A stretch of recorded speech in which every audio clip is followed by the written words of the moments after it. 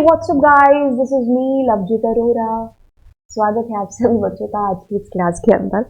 तो यस, उम्मीद करते हैं कि आप सभी बच्चे बहुत बढ़िया होंगे और जोरों शोरों से पढ़ाई अभी कर रहे होंगे और करनी भी चाहिए। एग्जाम की डेट बिल्कुल आ चुकी है एंड सामने हमारे है कि भाई 16 तारीख है ना। हो सकता है आप में से बहुत सारे बच्चे इसको बहुत बाद में मुझे देख रहे हैं एंड सोच रहे हैं कि 16 तारीख क्या है। खैर, अभी के लिए हम लोग टारगेट रखते हैं हमारे एग्जाम की डेट।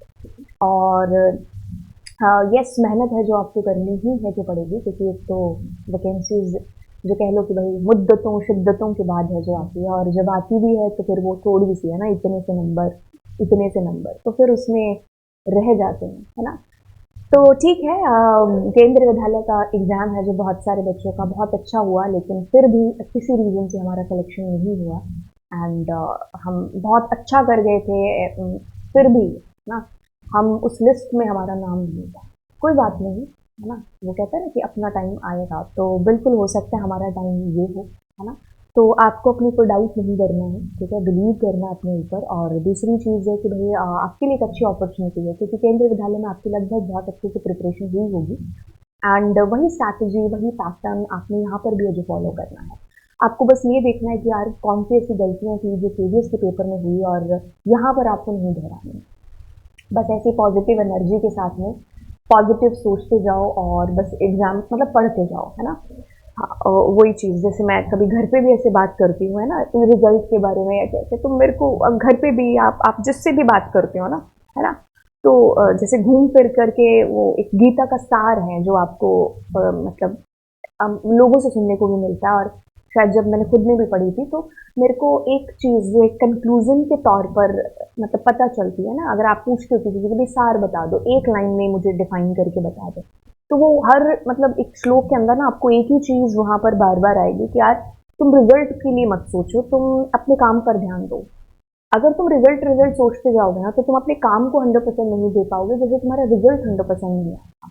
तो तुम्हें बजाय कि रिजल्ट 100% सोचने की बजाय तुम्हें काम की तरफ ज़्यादा सोचना और वहाँ 100% देना है। तो अगर तुम यहाँ 100% दे रहे हो अपने काम के अंदर, तो रिजल्ट तो ऑटोमेटिकली 100% आएगा ही आएगा, है ना।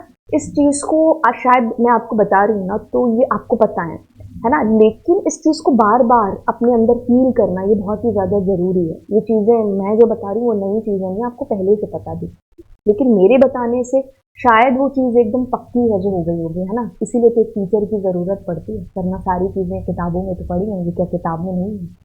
तो चलिए फिर खैर, यहाँ से एक पॉजिटिव एनर्जी के साथ में बिल्कुल बड़ी अच्छी दुआओं के साथ में हम अपनी क्लास है जिसको शुरू करते हैं। एंड यस, ये मेरे ख्याल से हमारा लास्ट क्वेश्चन रह चुका है। इसको पढ़ते कहते हैं कि if the argument in a function call statement match the number and order of argument. दो चीज़ों से मैच करने के लिए बोल रहा है। Match the number and order of arguments as defined in the function definition. Such arguments are called positional. देखिए, पोजिशनल होता है, डिफॉल्ट होता है, कीवर्ड्स होते हैं। तो कहानी कुछ इस तरीके से होती है, जैसे ये आपका फंक्शन है, ठीक है, इसमें मैंने एक्स वाई और जेड डाल दिया। यहाँ आपने कुछ काम किया और फिर जब आप इस फंक्शन को कॉल कर रहे हैं, ठीक है, तो अब मैंने कहा 4, 3 और 2, ठीक है।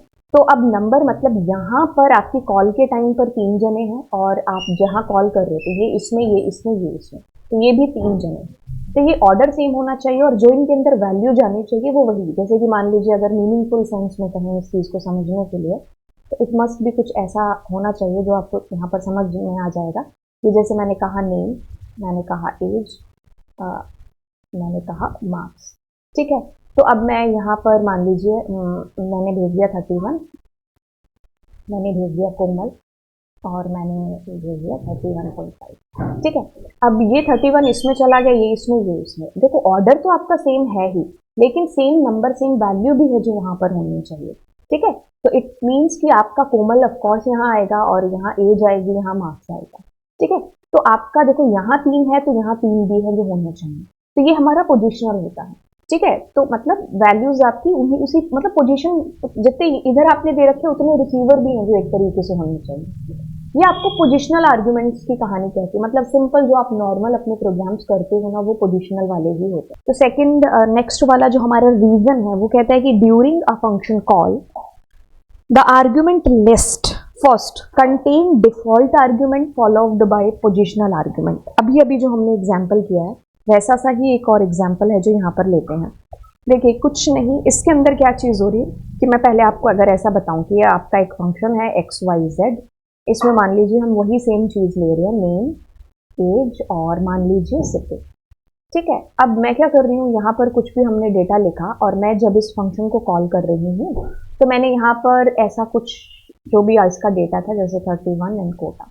तो आप कहोगे कि ठीक है ये तो अभी अभी आपने बताया किसके बारे में, पोजिशनल आर्ग्यूमेंट्स के बारे में। बिल्कुल पोजिशनल आर्ग्यूमेंट्स यही होते हैं कि आप यहाँ से डेटा यहाँ भेज रहे हो तो इसके थ्रू एक्सेप्ट हो रहा है ये, तो जितने जने यहाँ खड़े हैं उतने जने ही यहाँ पर होने चाहिए। ठीक है, अब हम इस चीज़ को ना थोड़ा सा जो है समझते हैं।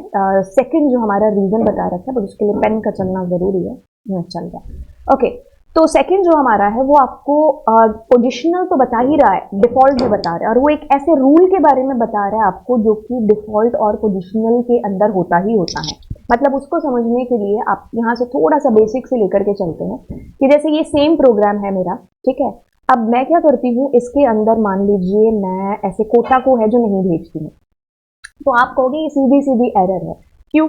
क्योंकि नेम के अंदर चला गया और ये एज में चला गया। व्हाट अबाउट सिटी, तो यहाँ पर आपको एक एरर आ जाएगी।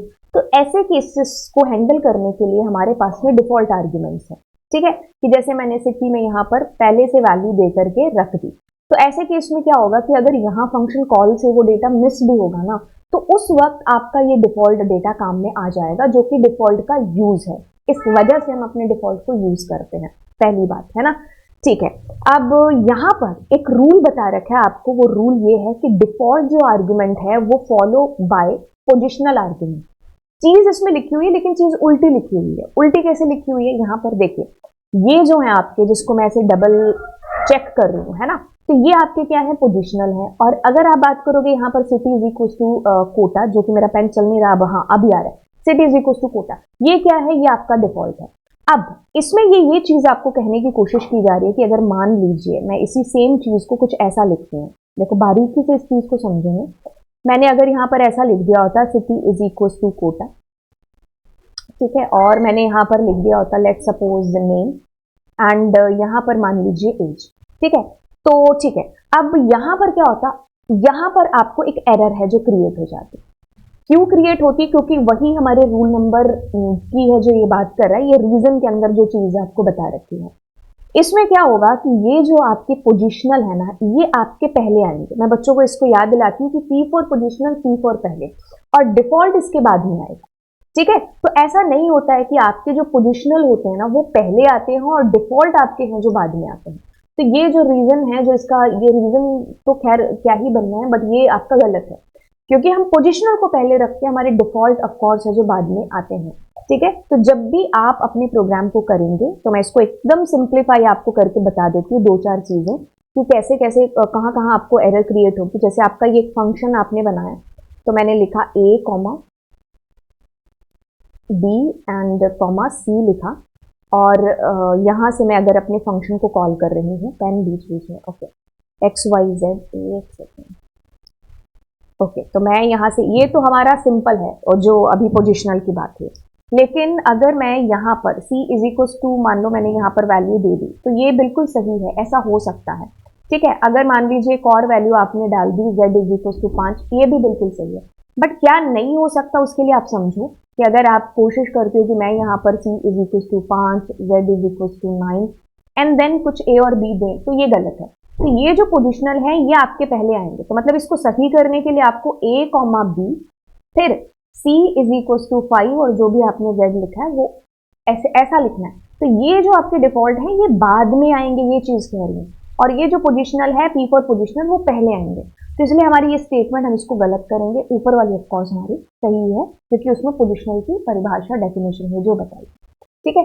अब देखो क्या चीज हो रही है, अगर आप एक क्वेश्चन कर रहे हो ना, तो उस क्वेश्चन के जरिए उससे रिलेटेड जितनी भी चीजें हैं तो वो मैं सारी की सारी आपको बताने की पूरी कोशिश है जो कर रही है, क्योंकि आप एक क्वेश्चन ही नहीं, आप यहाँ पर एक कंसेप्ट को पढ़ रहे हैं, ठीक है, अगर आपने उस चीज के बारे में थोड़ा सा भी पढ़ा है ना, तो यहाँ पर आपकी चीजें जो पक्की हो रही हैं, आपको याद दिलाया जा रहा है कि अच्छा इसके और भी रूल्स हैं जो ऐसे ऐसे काम है जो करते हैं। खैर, हम अपने अगले क्वेश्चन की तरफ बढ़ेंगे। असर्शन के अंदर हमें बताया रखा है कि CSV, जिसकी फुल फॉर्म बड़ी ही इंपॉर्टेंट है, which is comma separated values, is a file format for data storage which looks like a text file. देखिए, अगर हम जब फाइल हैंडलिंग में पढ़ते हैं हमारी टेक्स्ट फाइल को, तो हमारी एक टेक्स्ट फाइल होती है और दूसरी हमारी होती है बाइनरी फाइल। ठीक है, अब क्या है कि अगर हम इन दोनों फाइल्स की बात करते हैं, टेक्स्ट फाइल, और जब हमें डेटा टेक्स्ट मतलब स्ट्रिंग, मतलब इसमें हमारा जो डेटा जाता है दैट इज स्ट्रिंग के फॉर्म में जाता है। जब हमें पैराग्राफ में देना है तब हम इस टेक्स्ट फाइल का यूज कर लेते हैं, लेकिन जब हमें रोज और कॉलम्स के फॉर्मेट में देना होता है हमारा डेटा, तब हम CSV का यूज करते हैं। तो इसमें भी हमारा डेटा स्ट्रिंग की फॉर्म में ही जाता है, इसमें भी न्यू लाइन कैरेक्टर होता है। तो यस, ये हमारी टेक्स्ट फाइल ही है, हमारी CSV फाइल। ठीक है, जब आप बकायदा NCERT पढ़ोगे, NCERT में तो खैर आपको CSV दे भी नहीं रखा है, वो इसलिए नहीं दे रखा क्योंकि हमारे पास जो NCERT के प्रिंट वर्जन हैं वो पुराने वाले हैं, और 2021 के सिलेबस में ही आपका CSV इंट्रोड्यूस हुआ था CBSE के सिलेबस में, इसलिए आपको कहीं पर भी मिलेगा ही नहीं CSV का चैप्टर। तो अगर अभी नए अगर प्रिंट आएंगे NCERT के, तब वो शायद इसमें इंक्लूड करके दे दें हमारा CSV चैप्टर। मैंने बट आपको पढ़ा रखा है, तो आप जाकर के जो केंद्रीय विद्यालय वाली हमारी KVS की जो प्लेलिस्ट है, आप इसको एक बार जरूर है जो चेक कर लेना। खैर, हम क्वेश्चन पर वापस आते हैं, तो कहता है कि the information is organised with one record on each line and each field is separated by comma. बिल्कुल यही चीज होती है हमारी CSV फाइल के अंदर। बाय डिफॉल्ट इसमें जो हमारा डेलीमीटर होता है that is what, that is comma होता है। तो आप कोई भी नोटपैड की फाइल मतलब आपने नोटपैड ओपन कर लिया, अब आप नोटपैड ओपन करोगे तो मैंने जैसे लिखा नेम, मैंने लिखा सिटी, मैंने लिखा यहाँ पर मान लीजिए एज, उसके बाद मैं यहाँ पर लिख रही हूँ मान लो कोमल, एंड मैंने लिखा कोटा, और मैंने लिखा 5, देन मैं यहाँ पर कुछ और नाम और ये लिख के कॉमा से इसको सेपरेट करती हूँ। और जब आप इसको एक्सेल में ओपन करोगे ना, बट आपको इसको CSV डॉट जो है .CSV एक्सटेंशन देना पड़ेगा, तभी आपको रोज और कॉलम्स में दिखेंगी। ठीक है, तो A और R दोनों हमारी सही बात है, बट मैं आपको ये चीज बताना लास्ट क्वेश्चन के अंदर भूल गई कि ये असर्शन और रीजनिंग वाले क्वेश्चन है जो होते हैं, इसमें दो बातें कही होती हैं, या तो दोनों बातें सही होती हैं, ठीक है, और दोनों बातें जब सही होती है ना, वो एक दूसरे को एक तरीके से एक दूसरे की परिभाषा बनती है, कॉन्ट्राडिक्ट कर रही होती है, और या फिर दोनों बातें सही होती हैं बट दोनों अलग अलग चीजें बता रही होती हैं कि अरे यार धरती गोल है, और जो है कुछ भी और कह दो ना, है ना, कि ये दो कलर मिला के ये कलर बनता है। तो ये दोनों चीजें सही है, लेकिन एक दूसरे का मेल कहाँ पर है। तो हमें ऐसे क्वेश्चन को सॉल्व करने के लिए ना एक तरीके से तभी तो इसको असर्शन और रीजनिंग बोला गया। तो आपको खुद के बेसिस पर सोचना पड़ता है, कभी कभी बहुत ही बारीक सी चीज होती है, दोनों बातें तो सेम ही चीज की कर रहे होते हैं लेकिन एक दूसरे को कॉन्ट्राडिक्ट नहीं कर रहे होते। ये चीज अब कैसे इंप्रूव होगी? ऑफ कोर्स जितने ज्यादा आप क्वेश्चंस करोगे ना, उतनी हमारी कैचिंग आती जाएगी। एक टाइम ऐसा आएगा जब हम फट से क्वेश्चन पढ़ेंगे और फट से हमारा आंसर है जो निकलेगा कि अच्छा यही है, बट उसके लिए ऑफ कोर्स हमारा बेस क्लियर है जो होना चाहिए। खैर, अब हम इस क्वेश्चन के ऊपर आते हैं। तो ये कोई है कि भाई उसने कोड लिखा और उसमें एरर है, खैर आपको इसको रीराइट करके लिखना है और आपको बताना है बेसिकली कि क्या एरर है। इसके लिए हमारे बेसिक कंसेप्ट हैं जो ऑफ कोर्स क्लियर हुए होने चाहिए। तो इस कोड को अपने लिखते हैं। तो पहले उसने सम, ये बिल्कुल सही लिखा हुआ है, एंड अब उसने arg1 एंड argument2, ठीक है, इसमें कोई भी गड़बड़ नहीं है। यूजुअली सीबीएसई यहाँ पर डी बड़ा छोटा कर देता है, बट इसमें अभी नहीं। पहली एरर तो यही आ रही है कि भाई सेमीकोलन की याद नहीं आनी चाहिए क्योंकि हम पाइथन कर रहे हैं, तो सेमीकोलन एक एरर हो गया यहाँ पर। तो अभी आप argument1 एंड argument2 यहाँ पर दे रहे थे, ठीक है, ओके। देन आपके पास में है कि आपने प्रिंट कर दिया, ठीक है, ये भी बिल्कुल सही लिखा हुआ है। आप डबल कोट्स का यूज बिल्कुल कर सकते हो, तो आप यहाँ पर एज इट इज इस लाइन को लिख लेंगे। अब रिटर्न, पहली चीज पाइथन के अंदर रिटर्न इज अ कीवर्ड।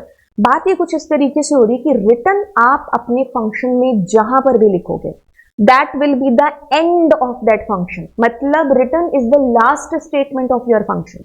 जहां पर भी आपने रिटर्न लिखा है, आपका जैसे ही कंपाइलर उस रिटर्न कीवर्ड को हिट करेगा, आपको उस फंक्शन की बॉडी से बाहर ले आएगा, चाहे आपने 1000 लाइनें ही क्यों ना लिखी हो रिटर्न के बाद। जैसे ही रिटर्न से हिट हुए हम बाहर आ गए, कहां पर? फंक्शन से, ठीक है। तो रिटर्न हमारे फंक्शन के अंदर लास्ट लाइन है और हम इसको लिखते हैं हमारे फंक्शन के अंदर जब हमें हमारा रिजल्ट वापस है जो चाहिए होता है। हमने फंक्शन को कॉल किया, ठीक है, उससे काम कराया, अब हम चाह रहे हैं कि हमारा आंसर वापस करो, तब हमारा रिटर्न कीवर्ड है जो बेसिकली यूज होता है। रिटर्न में सारे लेटर्स हैं जो स्मॉल आएंगे। अब रिटर्न कहाँ वापस आता है, जहां से फंक्शन कॉल की गई है। लेकिन इस प्रोग्राम के अंदर क्या हो रहा है कि आपने देखो इंडेंटेशन एक रूल है पाइथन के अंदर, बाकी लैंग्वेजेस के अंदर हम इंडेंटेशन को फॉलो करते हैं ताकि हमें खुद को प्रोग्राम हमारा समझ में आए, एक तरीके से मैनेज रहे हमारा प्रोग्राम। बट पाइथन में तो इट इज द रूल है यहाँ पर, तो हमें इस रूल को फॉलो करना होगा। आपने रिटर्न को बाहर लिखा है, दैट इज मेजर एरर है यहाँ पर। तो अब इस रिटर्न वाले को आप अंदर लिख दो बट विदाउट सेमीकोलन। फंक्शन को कॉल कर दिया, ये बिल्कुल सही है, आप प्रिंट कर रहे हो, रिजल्ट बिल्कुल सही है ना। तो खैर मैंने यहाँ पर इसको एज ए ऑप्शन भी है जो दे रखा था, खैर मैं भूल गई कि देखो मैंने खुद में कितनी मेहनत कर रखी है और आपसे जो है पूछ लूंगा। अब आप इसमें से चूज करके बता रहे होंगे कि भाई आपका आंसर सही क्या है। ओके, तो आपने मुझे आंसर जो भी बता दिया होगा, वैसे मैंने आपको यहाँ पर बता ही दिया कि आंसर क्या होगा। और अगर ये मेरे पीछे छुपा हुआ है तो नथिंग विल हैपन, यहाँ से आप कॉल कर रहे हो। हाँ, एक और चीज, यहाँ से जब आपका कॉल हो रहा है फंक्शन, अरे भाई रिटर्न की वैल्यू भी तो एक्सेप्ट करानी थी, या तो आप इसके अंदर डायरेक्ट लिख लो जो कि मैंने यहाँ लिखी हुई है, अदरवाइज आप किसी वेरिएबल के अंदर स्टोर करा के भी प्रिंट कर सकते थे। चलिए अगले प्रश्न की तरफ बढ़ते हैं। तो आपको यहाँ पर एक क्वेरी है जो दे रखी है, उसके बेसिस पर आपसे आउटपुट है जो पूछा गया है कि आउटपुट क्या होगा। ओके, ये बड़े ही अच्छे प्रोग्राम्स जो है, मतलब लाइक और नॉट लाइक, बिटवीन और नॉट बिटवीन, इन सब का जो एसक्यूएल के अंदर है, मतलब देखो बड़ी बड़ी चीजें तो हो जाती है, लेकिन ये जो छोटी छोटी चीजें होती है ना, ये बड़ी कंफ्यूजन क्रिएट करती हैं, क्योंकि छोटा समझ करके हम उसकी प्रैक्टिस कम करते हैं, और जब वो ऐसे मिक्स होकर के किसी चीज के साथ में आती है ना, तो वो छोटी सी कंफ्यूजन भी आपका 17.0 रिजल्ट आपका 17 बना सकते हो। तो मतलब ऑफ कोर्स फर्क तो पड़ेगा ना। तो अगर ऑप्शन में आपके पास में सिमिलर सी चीजें दे रखी, तो हम वहां पर सिर्फ तुक्का मार करके आएंगे, लेकिन हम श्योर नहीं होंगे कि भाई वो हमने सही किया है कि नहीं किया है। तो आप इन चीजों को इतना पक्का है जो अपना कर लो। मैंने वैसे लाइक और नॉट लाइक 5 मिनट क्लास में बता रखा है। खैर आप चैनल पर जाओगे और आप जब चैनल पर जाते हो तो इधर एक साइड में ना एक सर्च बार है जो आती है ना, क्योंकि अक्सर हम इतने टाइम से यूट्यूब को यूज कर रहे हैं बट हमें पता ही नहीं है कि अरे अगर हमें इजीली किसी की वीडियो सर्च करनी है तो हम कैसे कर सकते हैं। खैर अगर मुझे याद रह गया तो मैं लास्ट में इस लेक्चर के बता दूंगी, तो मैंने वहां पर इसको बता रखा है, तो आप वहां से भी 5 मिनट में अपना टॉपिक क्लियर कर सकते हो। खैर वापस आएंगे इस क्वेश्चन के ऊपर और बात करेंगे लाइक, यानी कि ये होता है वाइल्ड कार्ड, यानी कि एक तरीके से आप कह सकते हो पैटर्न मैचिंग के लिए इसका यूज है जो करते हैं। ठीक है, एक टाइम पर तो जैसे हम श्योर हैं कि हमने कहा वैल्यू इज इक्वल टू 5, ये हम श्योर हैं तब हम ऐसा कर रहे हैं, लेकिन अब हम श्योर नहीं है। हम कह सकते हैं कि अरे यार उसकी वैल्यू शायद 5 से शुरू हो रही थी और शायद उसके लास्ट में 5 आ रहा था, है ना, हम श्योर नहीं है, तो हम मैच करा रहे हैं उस पैटर्न के साथ में, तब हम लाइक का यूज करेंगे। इसमें 2 ऑपरेटर हमारे यूज होते हैं, विच इज परसेंट और अंडरस्कोर। ये होता है कि कुछ आ भी सकता है और कुछ नहीं भी आ सकता। ये होगा कि आएंगे तो सही, बट कितना आएगा ये आपको ये बताएगा। खैर अगर हम इस क्वेश्चन पर ही स्टिक रहें तो आपको सम करना है सैलरी का, कर देंगे, लेकिन इसने वेयर क्लॉज लगा करके ये बता रखा है कि जो कि सिर्फ एडमिन है। तो मैं एक बार एडमिन को गोला मार देती हूँ, उसकी सैलरी देख लेते हैं, ये एंड ये। ठीक है, अब इसने आपसे एक और कंडीशन डाल दी। देखिए इसके बीच में एंड का यूज हो रहा है। एंड का मतलब है कि मेरा इधर वाला भी और इधर वाला भी, हम दोनों साथ चलेंगे। अगर और होता तो बात कुछ अलग होती, तब हम दोनों में से एक को देख रहे होते। बट अब हमें ये भी कंडीशन देखनी होगी कि कौन है जो ए से जिसका नाम खत्म हो रहा है। तो आपके पास में निहारिका, विवेक नहीं आएगा, और गीतिका, है ना। तो बस आप कुछ नहीं कर रहे होंगे, आप ये 80 वाला और ये 90 वाला, 18 16 तो 17, तो आप क्या कर रहे हो, इसको सम कर रहे हो, तो 17 वाला आपके पास ऑप्शन कहाँ है, वही आपका आंसर। ठीक है, चलिए फिर ओके, तो अब आप करते हो यहाँ पर आपको मैक्सिमम सैलरी निकाल करके उसको 12 से मल्टीप्लाई करना है। वैसे ये क्वेश्चन थोड़ा सा गलत है, क्यों, क्योंकि आपको यहाँ पर सिंगल कोट्स या डबल कोट देना होगा, क्योंकि अगर आप एक सेंटेंस लिखते हैं जो कि एक स्पेस के साथ आ रहा होता है तो आपको सिंगल कोट डबल कोट देना होता है। अदरवाइज आप अंडरस्कोर वगैरह भी दे सकते थे, आप डबल कोट्स भी दे सकते हो। ठीक है, और एज अगर नहीं भी लिखा तो भी कोई दिक्कत नहीं है। और आप सोच रहे होंगे कि बहुत जगह पर मैम यहाँ पर अंडरस्कोर या कुछ सिंगल कोट डबल कोट नहीं लिखे होते हैं। ठीक है, वहाँ स्पेस नहीं आ रहा होता ना, अगर यहाँ स्पेस नहीं आ रहा होता और मैं मान लो अंडरस्कोर कर देती तो मुझे देने की जरूरत ही नहीं थी सिंगल कोट या डबल कोट, लेकिन यहाँ स्पेस है तो आपको देने की जरूरत है जो पड़ेगी। अब आप क्या कर रहे हो, जहां पर डिपार्टमेंट क्या है, अकाउंट है, तो अकाउंटेंसी वाला डिपार्टमेंट हम निकाल लेते हैं। ठीक है, ये 2 हो गए। अब इसकी मैक्सिमम सैलरी कौन सी है, ये ऊपर वाली मैक्सिमम है, उसको मल्टीप्लाई 12 कर दिया तो 24 समथिंग आपके पास में जहां पर भी आ रहा है और बड़ा नंबर आ रहा है तो वही ऑफ कोर्स आपका आंसर है। ठीक है, तो ये इसको हमने मल्टीप्लाई कर दिया 12 से, क्योंकि क्वेश्चन में दे रखा था। ओके, तो आपके पास में है मिनिमम ज्वाइनिंग डेट। ओके, तो आप इसमें से छोटी डेट है जो बताएंगे, बट वेयर क्लॉज के थ्रू बता रहे हैं कि जिसकी सैलरी 80,000 से ज्यादा है, तो आप एक बार तो गोला मार लो उन्हीं को। 80,000 से ज्यादा है, बराबर नहीं बोला है आपको। ठीक है, तो आप जो है उनको गोला गोला गोला लगा रहे होंगे एंड यस। अब इसमें से आपको सबसे छोटी डेट है जो देखनी है। सबसे पहले आप ईयर देख लो यार, ईयर तो सभी का 2014 है। उसके बाद आप मंथ देख लो, मंथ में सबसे छोटा नंबर आपका कौन सा आ रहा है, तो फरवरी आपका नंबर है जो सबसे छोटा आ रहा है, तो आपका आंसर या तो ये या ये या ये। अब आप इसमें से डे है जो आप अपना देख लो, वो भी 20 ही आ रहा है, तो फिर आपका यही आंसर आएगा क्योंकि एक ही आंसर दे रहा होगा, है ना, क्योंकि इसमें आपकी मल्टीपल वैल्यूज है जो सेम है। तो 2014, 2 और 20 कहां पर लिखा हुआ है, डी में हमारा लिखा हुआ है और यही हमारा सही है। अपने स्टेप बाय स्टेप चलना, पहले साल देख लो, फिर मंथ देख लो, फिर डेट देख लो। अब ये कहता है कि LENGTH फंक्शन, आपके पास सिलेबस की अगर बात करें तो लेंथ फंक्शन है और एक INSTR फंक्शन है। 2 ऐसे फंक्शन है जो आपको इंटीजर में आंसर है जो रिटर्न करते हैं। अब लेंथ फंक्शन है जो LENGTH फंक्शन, इसको मैं क्यों बोलती हूँ, क्योंकि सेम फंक्शन आपके पास में पाइथन में होता है जिसको आप लैन फंक्शन बोलते हो।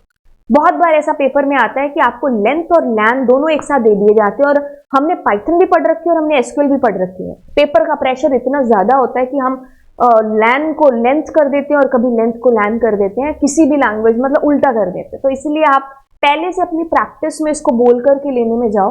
तो मैं जब पाइथन कराती हूँ तो मैं लैन फंक्शन बोलती हूँ जैसा इसका नाम है, और जब मैं SQL करा रही होती हूँ तो LENGTH फंक्शन हमारा है। कुछ नहीं, ये वही काम करेगा जो इसका नाम है, क्या कर रहा है, लेंथ आपको कैलकुलेट करके देगा। बट वेयर क्लॉज के थ्रू आपको ये बात बोली है कि जिसका डिपार्टमेंट नल है, तो अगर हम डिपार्टमेंट नल की बात करें तो आपके पास में ये है और आपको इसी का जो फर्स्ट नेम है उसकी लेंथ कैलकुलेट करनी है। तो आपके पास 1 2 3 4 5 6 7, तो 7 आपके पास आंसर आएगा। तो ABCD जो भी ऑप्शन दे रखे होंगे हम चूज कर रहे होंगे। अब ये कहता है कि Alisha needs a network device that should regenerate the signal. मुझे ऐसा प्रतीत हो रहा है कि हम इस चीज को कर चुके हैं, बट फिर भी हम इसको कर लेते हैं। अब ये कहते हैं कि regenerate the signal over the same network before the signal becomes too weak or corrupted. देखो ये चीज हमारी हो चुकी है, इसलिए मैं इसको उसी तरीके से आपको कराती हूँ, मैंने उसको एक्सप्लेन भी किया था। खैर देखो, अगर इस क्वेश्चन की बात हो रही है तो ये हमारा एक वो ना टैग लाइन, मतलब एक तरीके से हिंट है सबसे बड़ा, क्योंकि यही से पता चलता है रीजनरेट का मतलब रीट्रांसमिट करना सिग्नल्स को, क्योंकि जब सोर्स और डेस्टिनेशन के बीच में दूरी ज्यादा है तो रिपीटर्स का यूज है जो बीच में हो रहा होता है, ताकि जो हमारा सिग्नल्स हैं जो वीक हो रहे होते हैं उनको रीजनरेट करके हम जो है आगे अपने डेस्टिनेशन तक अपना डेटा है जो भेज पाए। ओके, तो अलीशा का मैटर सॉल्व हो गया। अब क्रिस का मैटर सॉल्व करते, कहता है कि नीड्स अ नेटवर्क डिवाइस।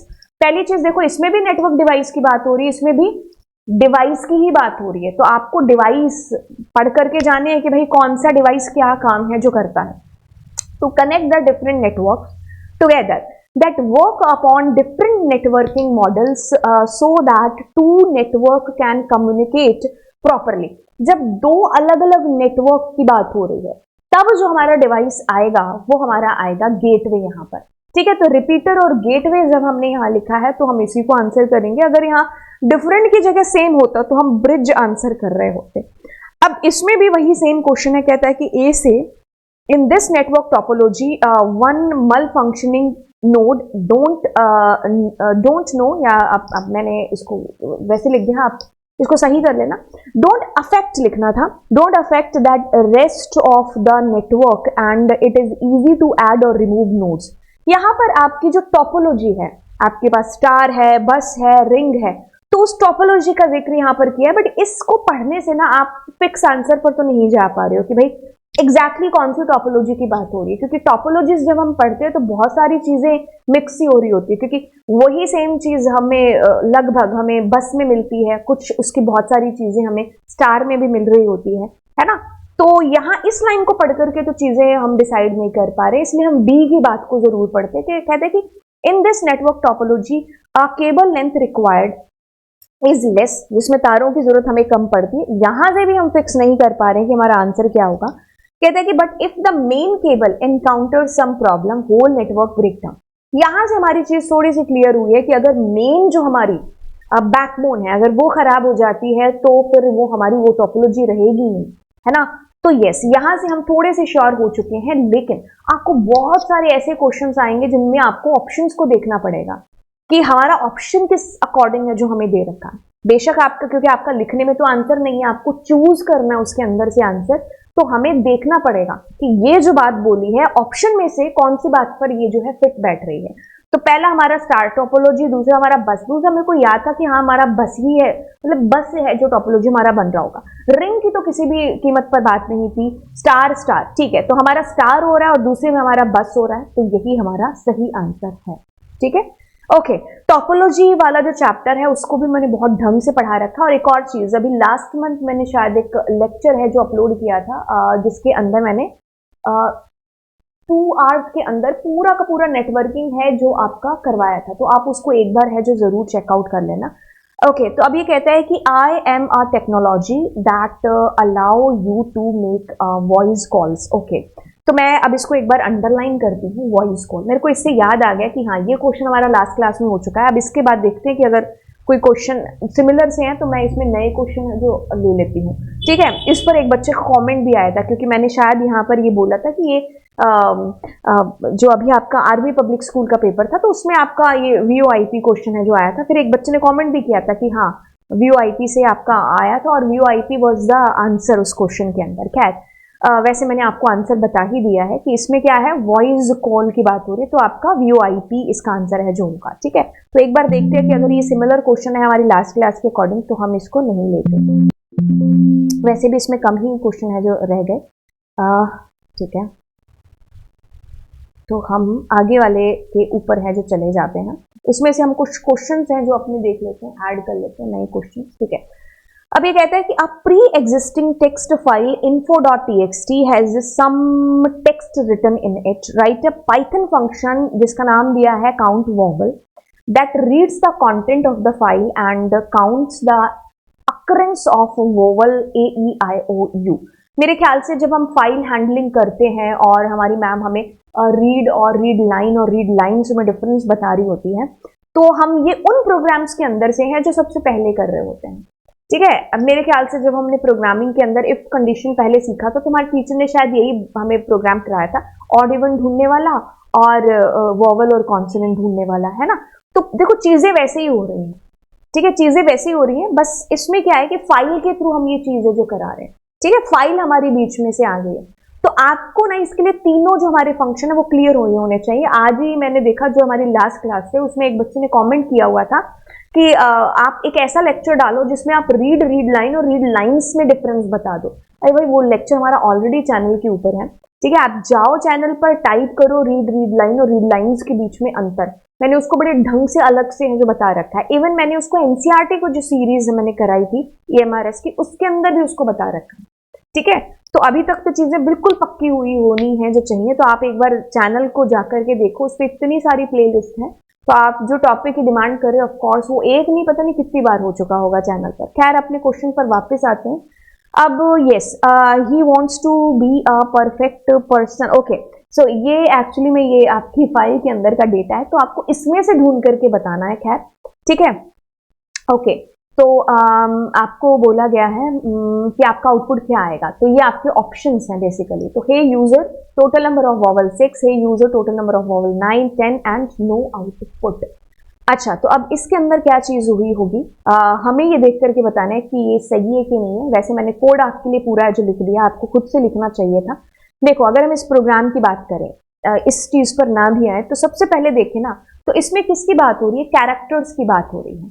ठीक है, देखिए, जब भी हम ऐसे प्रोग्राम जिसमें हमें ऐसे काउंट करना है कि कितने स्पेस हैं, कितने कॉमा है, कितने 1 2 3 हैं, कितने ये AEIOU वॉवल्स हैं या कॉन्सोनेंट हैं, कितने स्पेशल सिंबल हैं, जब हमें ऐसे वाले प्रोग्राम्स आते हैं तो हम रीड का यूज है जो कर रहे होते हैं। तीनों के अंदर जब आपको आए ना कि रीड, आप किसका यूज करोगे, रीड लाइन और रीड लाइंस का। कैरेक्टर की जब भी बात होगी तो आप रीड का यूज करोगे।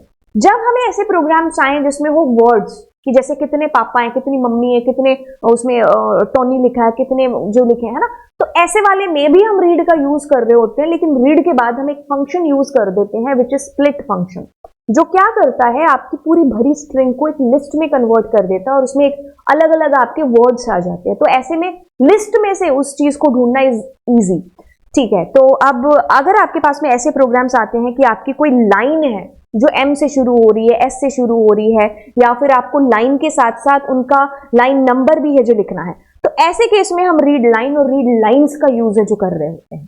ठीक है, तो ये हमारे लिए एक वो जो पॉइंट हो जाता है कि हमें डिसाइड करना होगा कि अच्छा इस प्रोग्राम में ये चीज किस तरीके से जो होगी। ठीक है, और ये चीजें बिल्कुल आपकी प्रैक्टिस के थ्रू है जो आएंगे।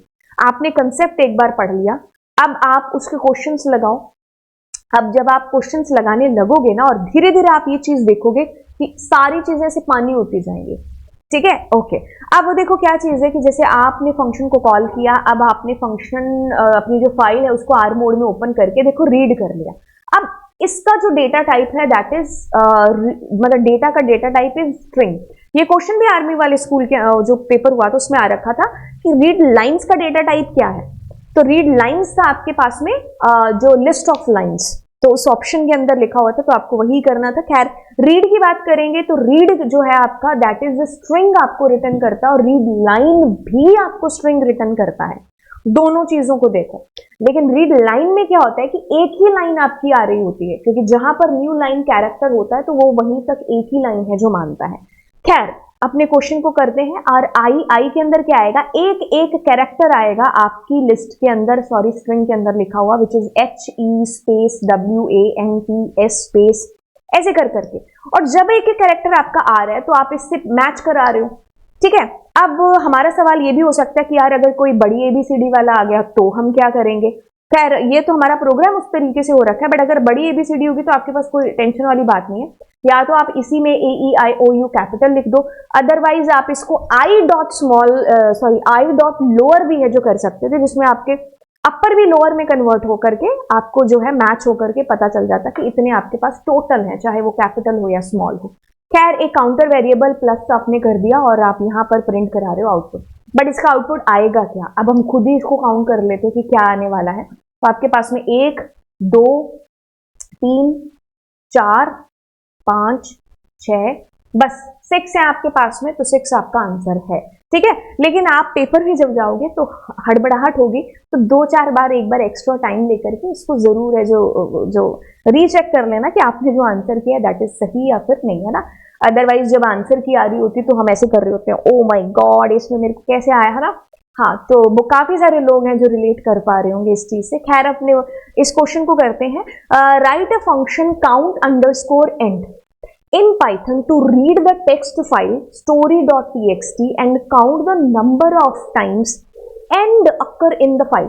मेरे को ऐसे लग रहा है कि मैं इस क्वेश्चन को आपको होमवर्क दे करके चलती हूँ और आपसे मिलती हूँ अगली क्लास में। आप क्या करो, इस क्वेश्चन को सोचो कि कैसे कर सकते हैं। ठीक है, ओके, टाइम है जो अपना स्पेंड करो। किसने कहा है कि आपको सही करो, है ना। सही मतलब ऐसा नहीं है कि हम जितनी चीजें करें तो वो हमारी सही ही है जो हो। ठीक है, ऐसा नहीं है। आप इस क्वेश्चन के लिए कोशिश करो, ट्राई करो। एट द एंड आप जो भी सीखोगे ना वो आप जिंदगी भर कभी नहीं भूलोगे, और जो हमारा मेन एम है। ठीक है, तो चलिए फिर अब आपको मिलते हैं अगली क्लास में। Thank you so much and yes, channel को सब्सक्राइब कर दीजिएगा, ये चीज़ आप मत भूलिए। आपको बीच में अच्छा लगता है, खैर हम लोग भी जैसे अगर कुछ चीज़ पढ़ रहे होते हैं यूट्यूब से भी, है ना, हाँ काफ़ी सारी चीज़ें, तो जब चीज़ें एकदम दिल को हिट करती है ना, आकर ही उस टाइम पर सबसे पहले लाइक वाले बटन पर क्लिक कर रहे होते हैं। अरे यार, इस टीचर ने कितनी मेहनत की होगी इतना अच्छा कंटेंट आपको प्रोवाइड कराने के लिए, है ना। तो यस, अगर आपको ये चीज़ लगती है तो बीइंग अ टीचर आपके दिल से भी एक आवाज़ निकलती होगी, और आप उसको लाइक जो लेक्चर को ज़रूर करिए, आप शेयर करिए, आप दोस्तों के साथ में ऑफकोर्स शेयर करिए, एंड सब्सक्राइब वाले बटन पर है जो क्लिक करिए। एक ही बार लाइक करना, 2 बार मत कर देना। ठीक है, तो चलिए फिर आपको मिलते हैं अगली क्लास में। Thank you so much and yes, bye bye. हाँ, बहुत सारे बच्चे सोचोगे मैं कब से ऐसे देख रहा हूँ, उधर छिपकली है इसलिए बार बार देख रहे हैं ना। खैर हाँ, काफ़ी सारे लोग समझ गए होंगे, है ना, कि कैसे मैंने पढ़ाया होगा। इसलिए चलो, ओके, मिलते हैं आपको अगली क्लास में, ठीक है, bye bye, God bless you.